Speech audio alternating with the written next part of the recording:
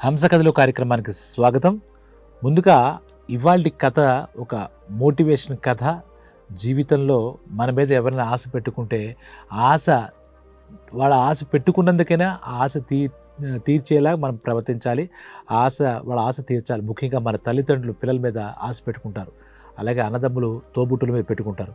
అంటే ఒక చెల్లి ఉందంటే అన్నయ్య మీద ఒక ఆశ పెట్టుకోవచ్చు.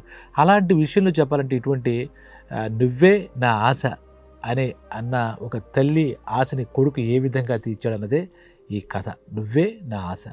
ఆ తల్లి ఎందుకు ఆశ పెట్టుకుంది అది చెప్తాను వినండి. అనగనక ఒక పల్లెటూరులో ఒక చిన్న ఫ్యామిలీ ఉంది. ఫ్యామిలీ ఉంటే నలుగురు కూలి పనులు చేసుకుంటూ ఉండారు. కూతురుని చదువుకుంటూ ఉండేది. ఇలాంటి సమయంలో కూతురు కొడుకు చదువుకుంటున్నారు. ఇక్కడ మన హీరో వచ్చి కొడుకు గోపాల్ వాడి పేరు. అలాగే చెల్లి పేరు గౌరీ.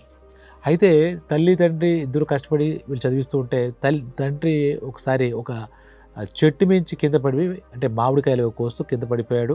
తలకి దెబ్బ తగలడంతో పక్షవాతం వచ్చింది, మంచాన్ని పెట్టాడు. అప్పటి నుంచి తల్లికి ఏం చేయాలో తెలియలేదు. ఈ గోపాల్ చదువు మానేశాడు 10th క్లాస్తో. తర్వాత అస్తవ్యస్తంగా తల్లితో పాటు కూలి పనులకు వెళ్ళేవాడు. అదే రకంగా ఏంటంటే తండ్రికి వైద్యానికి తప్పనిసరిగా ఖర్చు అవుతుంది. ఇంట్లో ఆ తల్లి ఇవి గోపాలు కూలి పనులు చేసుకున్నాడు. చెల్లి మడుగు చిన్నపిల్ల కాడి చదివిస్తున్నాడు.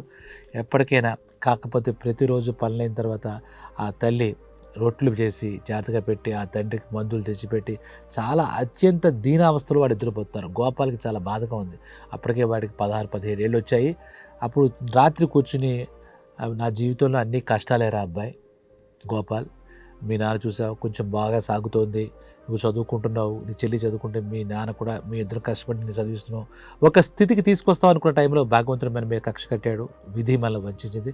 మీ నాన్న ఇలా మంచాన్ని పెట్టాడు, ఆయనకి మందులు వేసి ఆయన వైద్యం చేయించి ఆయన మనం రక్షించుకుందామన్నా మన స్థితి అర్థం కావట్లేదు, ఎప్పుడు ఏమవుతుందో తెలియట్లేదు అని చెప్పి కొడుకు దగ్గర బాధపడుతుండేది.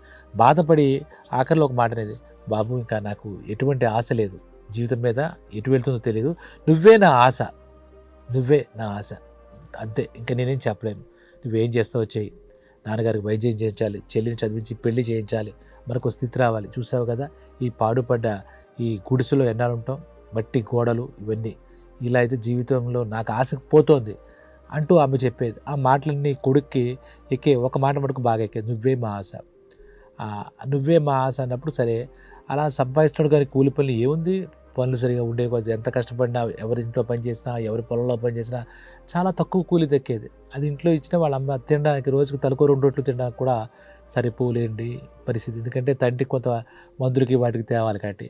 తర్వాత చాలా బాధపడుతూ అక్కడ ఇంట్లో దీపం కూడా ఉండేది కాదు. సరే రాత్రుళ్ళు ఆ చిన్న గుడిసెలో ఏం పడుకుంటా అని చెప్పి మొత్తం ఆ పల్లెటూరులో ఒక మండపం ఖాళీ పాత పడిపోయిన మండపం ఉంటే అక్కడికి వెళ్ళి పడుకుని ఆ మండపంలోంచి అలాగా ఆకాశం వైపు చూస్తూ ఆ చంద్రుడితో ఏదో మాట్లాడుతున్నట్టుగా, ఏంటి నా స్థితి, నన్ను ఎందుకు ఇలా పుట్టించావు, అమ్మేమో రోజు రోజుకి నేను ఇంకా బాధపడుతున్నాను, నువ్వే నా ఆశ అంటుంది, ఏం ఆశ తీర్చిన ఆవిడికి, ఈ స్థితి నుంచి ఎలా బయటపడాలని చెప్పి చాలా కుమిలిపోతూ ఉండేవాడు.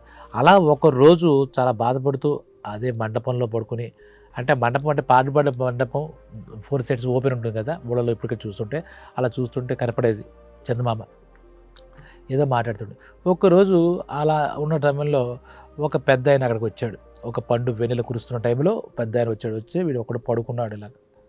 పడుకుంటే, ఎరా అబ్బాయి ఇక్కడ పడుకున్నావేంటి, ఇంటి నుంచి వచ్చేసావు అన్నాడు గుర్తుపెట్టి. రే గోపాల్ ఏంటి ఇక్కడికి వచ్చావు, తాత ఏం చెప్పమంటావు నా పరిస్థితి, ఇది సంగతి, నాన్నకి మంచం పట్టాడు నీకు తెలుసు కదా, చెల్లిని చదివించలేకపోతున్నావు, అమ్మ అంటుంది నువ్వే మా ఆశ అంటుంది, నేను ఏం చేయగలను, నా స్థితి ఇలా ఉంది, కూలి పనులకు వెళ్తుంటే ఎక్కడ 4 రూపాయలు రావట్లేదు, ఎంత కష్టపడదామన్నా పని దొరకట్లేదు అంటే, అవునా నీ ఆందోళన నాకు అర్థమవుతోంది, ఈ స్థితికి ఏదో మార్పు రావాలి నీలో అన్నాడు. ఏం చేయమంటావు తాత అని అడిగాడు గోపాల్. సరే నాన్న, ఇక్కడ ఈ పల్లెటూళ్ళలో ఇలాగే ఉంటాయి పనులు, అలాగని ఇప్పుడు నీ పరిస్థితులేమో చాలా దారుణంగా ఉన్నాయి, అవకాశాలు తక్కువ ఉంటాయి, అవసరాలు ఎక్కువ ఉంటాయి, సరే నువ్వు దీనికి దూరంగా కాస్త దూరంగా 10 కిలోమీటర్ల దూరంలో ఒక పట్టణం ఉంది కదా నీకు తెలుసా అంటే తెలుసు అన్నాడు. ఆ పట్టణం వెళ్ళు, ఇంకో 10 రూపాయలు ఎక్కువ సంపాదించుకోవచ్చు, ఇదే కూలి పనులు అక్కడ చేసుకున్నా కూడా 10 రూపాయలు ఎక్కువ వస్తుంది, నువ్వు ఆ రకంగా బాగుపడతావు నమ్మకం ఉంది, ఈ మాత్రం ఇక్కడ సంపాదించేది అంత చేయగలవు, ఇక్కడేమో వర్షాలు పడి పొలం పనులు దొరుకుతాయి, మిగిలిన వాళ్ళంతా కూడా కూలి పనులు చేయించుకుని డబ్బు ఇచ్చేంత స్తోమత ఈ ఊళ్ళో ఉన్న జనానికి 90% లేదు, కాబట్టి నువ్వు వెళ్ళిపో అన్నాడు. సరే తాత, అమ్మకు చెప్పు, కరెక్టే అమ్మ, నువ్వే నా ఆశ అన్నావు కదా, నీ ఆశ తీర్చడానికి నేను వెళుతున్నాను, నన్ను దీవించని చెప్పు అంటే సరే అన్నాడు. అమ్మకి చెప్పి వెళ్ళాడు. తెల్లారి లేచాడు, రాత్రంతా ఆలోచించాడు. ఈ తాత చెప్పిన మాటలన్నీ ఆలోచించిన తర్వాత పొద్దున్నే లేచి అమ్మ దగ్గరికి వెళ్ళమ్మా, నేను పట్టణం వెళ్ళి ఏదైనా పని చూసుకుంటాను,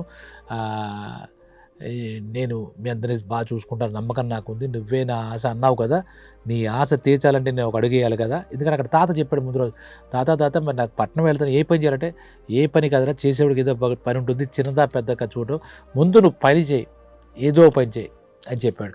తర్వాత మరి ఎలాగెళ్ళను, ఏం చేయను, నా చేతులు చిలిగాలి, ముందు మాటలు కాదురా, ఆకాశం చూస్తూ ఆలోచిస్తే పనులవో, ఆకలి తీరదు, నువ్వు ముందు ఒక అడుగు వేసేవాడికి తర్వాత దారి కనపడుతుంది, ఇలా ఆకాశంలో చుక్కలు లెక్క పెట్టుకుంటూ ఇలా బాధపడితే లేదని చెప్పాడు కదా.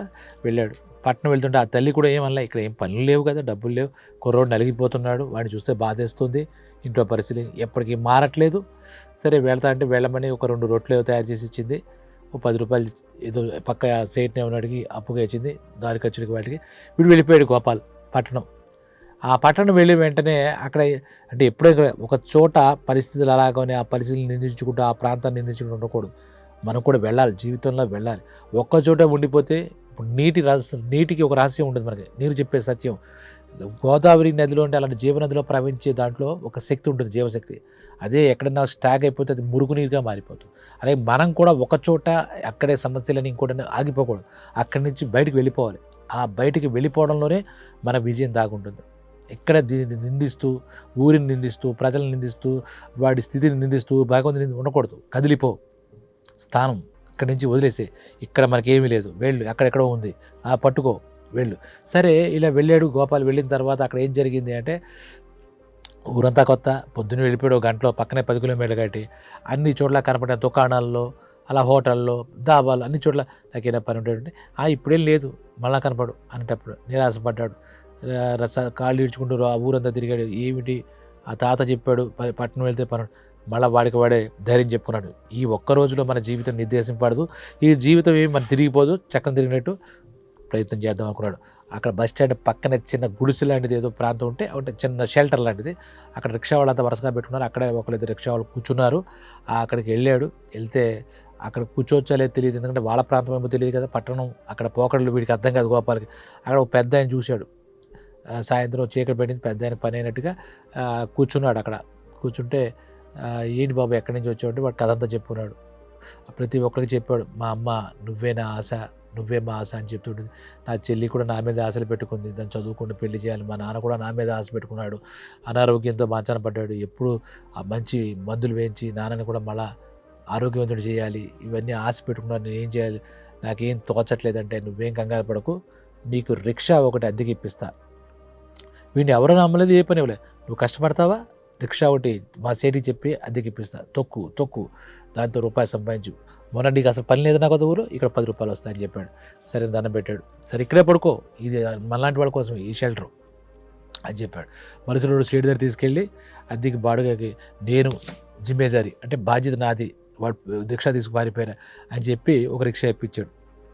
కొత్త ఉత్సాహం, కొత్త మలుపు, రిక్షా తొక్కడం వచ్చా లేదా, తన శక్తి ఉందా లేదా అని కూడా గోపాల్ చాలా పెద్ద మనిషికి థ్యాంక్స్ చెప్పాడు. అంటే ఏం పర్లేదు నాన్న, నువ్వు మీ అమ్మ ఆశ తీర్చు, నువ్వేం ఆశ అని చెప్పి పంపించాను నీకు, వాళ్ళ ఆశని నువ్వు ఖచ్చితంగా నువ్వు ఫుల్ఫిల్ చేయాలని చెప్పాడు. చెప్పిన తర్వాత అప్పటి నుంచి తొక్కడం మొదలెట్టాడు. అప్పటిదాకా ఊళ్ళో 10 రూపాయలు కూడా ఆదాయం లేదు. ఇలా తొక్కుతుంటే ఒక 100 రూపాయలు వచ్చి చాలా ఆనందించాడు.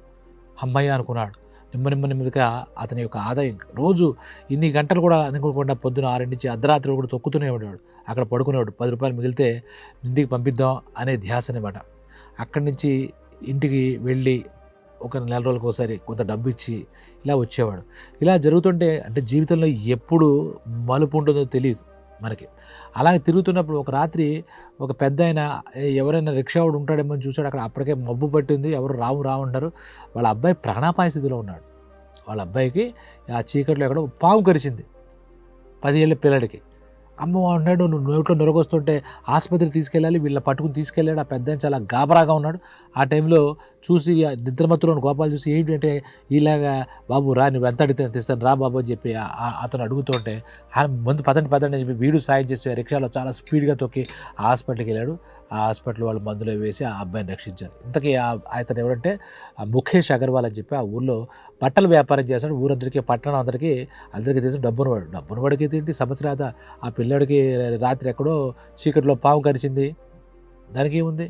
అందుకే వాడు టైంకి తీసుకురావడం వల్ల ఈ సహాయం చేసి ఇచ్చాడు. ఏదో డబ్బులు ఏదో ఇస్తారంటే, కాదండి మీకు బాబు బతికాడు కదా అన్నాడు. ఏదో 10 రూపాయలు చేతిలో పెట్టాడు. చాలా ఇది బతికినందుకు వీడు ఆనందపడ్డాడు. నా ద్వారా ఒక బాబు ప్రాణం కాపాడాడు.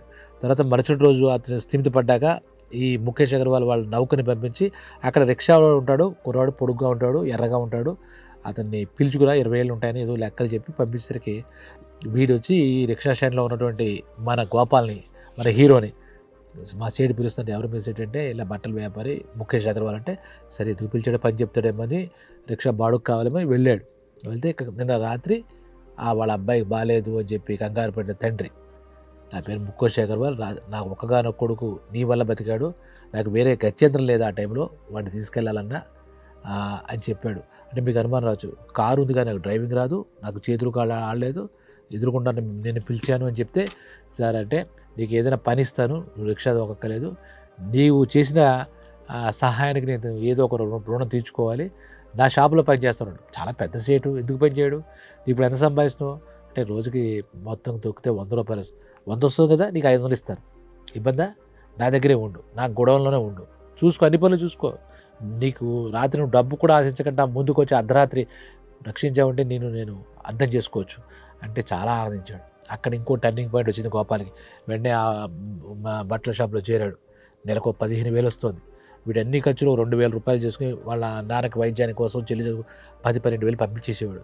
భోజనం కూడా షాపులో ఆయన తెచ్చుకున్న క్యారేజ్ నుంచి నీకు కూడా తెచ్చానరా తినరా అని చెప్పాడు. ఎందుకంటే వాళ్ళ అబ్బాయి ఒక్కగానొక అబ్బాయి రక్షించాడన్న అది చాలా ఆ కృతజ్ఞతాభావం అతను ఉండిపోయింది అనమాట అగర్వాల్లో, ముఖేష్ అగర్వాల్. అలా అలా అలా అతను ఎదుగుతూ ఉంటే ఒక 2-3 ఏళ్ళు చేశాడు. అక్కడ ఇంట్లో పరిస్థితులు చక్కబడుతున్నాయి. మంచి పెంకుటిల్లా కట్టుకోమని అమ్మకి చెప్పాడు. నెలకు 10-12,000 ఇస్తే వాళ్ళ నాన్నగారికి కూడా మంచి మందులు ఇప్పించాడు. ఆయన కూడా కుదురు పడుతున్నాడు. చెల్లి 10th క్లాస్ పాస్ అయింది. ఇవన్నీ ఒక మంచి శుభసూచకాలు. ఇతను వెళ్తున్నప్పుడు, అవరే మా ఆశలన్నీ ఒక దారి తీసుకొస్తున్నావు, కానీ ఎప్పటికీ నువ్వే మా ఆశ అంటుంది ఆ తల్లి ఒక మంత్రంలాగా. సరే అమ్మా, నిజంగానే నీ ఆశ తీర్చడానికి నీ ఆశీస్సులు నాకు ఉంటే చాలు, నీ ఆశ తీరుస్తాను, నిజంగా నువ్వే నాకు ఆశ అంటుంది అమ్మ. సరే అని చెప్పేసి ఆ తర్వాత 2-3 ఏళ్ళు అయిన తర్వాత ఆ ముఖేష్ అగర్వాల్ చాలా ఆనందపడి, నిజాయితీగా చేస్తున్నారా, నేను ఇలా నా షాపులో పెట్టుకోవడం ధర్మం కాదు, నువ్వు ఒక చిన్న వ్యాపారం పెట్టు, ఎక్కడొక్కడ పలానా కాలనీలో పెట్టు, మన బ్రాంచ్లో పెట్టు, దాని మీద వచ్చే లాభం తీసుకో, ఇక్కడ బట్టలన్నీ తీసుకో, దానికి ఎంత అయిందో అంత నాకు డబ్బు కట్టే అని చెప్పి ఎంకరేజ్ చేశాడు. వెంటనే వెళ్ళిపోయాడు. ఈ గోపాల్ క్లాత్ షోరూమ్ పెట్టాడు. ఇక్కడ ఉన్న అనుభవం వల్ల చాలా మంచి లాభాలు అనంతకులంలో సాధించాడు. ఈ ముఖేష్ అగర్వాల్కి ఎప్పుడు కృతజ్ఞతలు చెప్తూ ఉండేవాడు, ఆయన ఆనందపడుతూ ఉండేవాడు. ఆ రకంగా ఆ పట్టణంలో ఒక మంచి, అంటే మరీ కోటీశ్వరుడు అయిపోయాడు, ముఖేష్ అగర్వాల్ దాటేయడం కాదు, ఒక 2-3 ఏళ్ళలో ఒక సంపాదనాపరుడయ్యాడు, 10 మందికి పని ఇచ్చేపరుడయ్యాడు. అక్కడ ఊళ్ళో ఆ పల్లెటూరు వచ్చేయమని చెప్పలే, వాళ్ళ అమ్మ నాన్నకి ఒక ఇల్లు కట్టించాడు. ఆ చెల్లిని మంచి కాలేజీలో చదివి చేస్తున్నాడు అనమాట. డబ్బు పొదుపు చేస్తున్నాడు, తల్లికి ఇస్తున్నాడు. అమ్మ ఇదిగో అమ్మ, మీరు కంగారు పడకండి, మనకు భగవంతుడు దారి చూపించాడు, నువ్వు అంటూ ఉంటావు కదా నువ్వే మా ఆశ అని, ఆ ఆశ అలాగే కాపాడుకుంటానమ్మా అని చెప్పాడు. ఆ రకంగా గోపాల్ తనను తను నమ్ముకున్నాడు, కష్టాన్ని నమ్ముకొని మొత్తం మీద విజేతగా నిలిచాడనమాట. అందుకే ఇప్పుడు నేను ఎందుకు చెప్తానంటే, దీనిలో ఉన్న కోణం ఏంటంటే, ముఖ్యంగా మనకి జన్మనిచ్చిన తల్లిదండ్రులు చాలా కష్టపడి మనల్ని పెంచుతారు, చాలా అంటే చాలా కష్టపడతారు. వాళ్ళు పిల్లల మీద ఆశ పెట్టుకోవడం తప్పులేదు. రేపొద్దున మనం కూడా మన పిల్లల మీద ఆశ పెట్టుకుంటాం. అసలు ఏది బలాదురుగా తిరుగుతూ బాధ్యత లేకుండా మా అమ్మ నాన్నలు ఏం చేశారు అని కాకుండా, మన అందరం కూడా ప్రతి పిల్లాడు కానీ, కూతురు కానీ, కొడుకు కానీ తల్లిదండ్రులకి ఆశా దీపాలే. అలా వెలుగుతూ ఉంటే వాళ్ళు ఆనందంలో ఉంటారు. అందుకే ఇక్కడ నువ్వే మా ఆశ అని మన తల్లిదండ్రులు అందరూ అనుకుంటారు, మన వాళ్ళందరూ అనుకుంటారు. అలాగే ఒక రాజకీయ నాయకుడు ఉంటాడు, అది రాజకీయ నాయకుడు ఆ నియోజకవర్గ ప్రజలందరికీ ఆశాదీపం, అతను అందరికీ ఆశ. అలాగే ఎవరైతే మన మీద ఆశ పెట్టుకుంటారో వాళ్ళ ఆశ మన కోసం మనం కాకపోయినా వాళ్ళ కోసమైనా, వాళ్ళు పెట్టుకున్న ఆశని నెరవేర్చడం కోసమైనా మనం కష్టపడాలి. అలాంటి వాడికి ఎప్పుడు విజయం దక్కుతుంది, వాడు విజేతగా మిగులుతాడు. ఇక్కడ మనకు అతను గోపాల్ అలాగే ఒక విజేతగా మిగిలాడు. అలాగే మనం కూడా ఎవరో ఒకరికి మనం ఆశ అవుతాం, ఆశ దీపంతో వాళ్ళ ఆశ పెట్టుకున్నందుకైనా మనం సక్సెస్ అవ్వాలి. సరే మన లక్ష్యాలు మనకుంటాయి, మనం ఎలా వెళ్ళాలి, మన విజయం అని మామూలే. కాబట్టి తల్లిదండ్రులు ముఖ్యంగా నేను చెప్తాను, నిర్లక్ష్యం చేసి ఏం చేసాంలే ఆయన కన్నాడు కాబట్టి మనం పెంచాడు, కష్టపడ్డాడంటే మనం పడమన్నామా ఇయొద్దు. వాళ్ళు తల్లి నువ్వే మా ఆశ అని అందంటే మన మీద అది వాళ్ళ హక్కు, సంతానం కాబట్టి మనం వాళ్ళ హక్కు కాబట్టి హక్కుగా ఆశ అన్నప్పుడు మనం ఖచ్చితంగా కష్టపడాలి, వాళ్ళ ఆశని నెరవేర్చాలి. విన్నారు కదా? కాబట్టి మనందరం కూడా మన తల్లిదండ్రులకి ఆశాదీపాలమే. కాబట్టి వాళ్ళ ఆశ నెరవేర్చేలా కష్టపడదాం, విజేతగా అంటే సిమిలర్గా విజేత కదా, అలా మంచి మనసుతో మంచి సంకల్పంతో ఖచ్చితంగా భగవంతుడు కూడా సహకరిస్తాడు. ముఖేష్ అగర్ లాంటి వాళ్ళు ఎవరో ఒకళ్ళు మనకి జీవితంలో తారసపడతారు. తెలుసుకున్నారు కదా? మళ్ళీ మరో కథ వస్తాను. ఎప్పటిలాగా నా విజ్ఞాపన ఒకటే, అందరికీ పంచండి, షేర్ చేయండి, సబ్స్క్రైబ్ చేసుకోండి. అలాగే మీకు నచ్చితే మంచి కామెంట్ చేయండి. అఫ్కోర్స్ మీకు నచ్చి తీరుతుంది, మీలో మోటివేషన్ ఇస్తుంది. కాబట్టి ఆలోచించండి, మరొకసారి చూడండి అని విజ్ఞప్తి చేస్తూ మీ పరమహంస.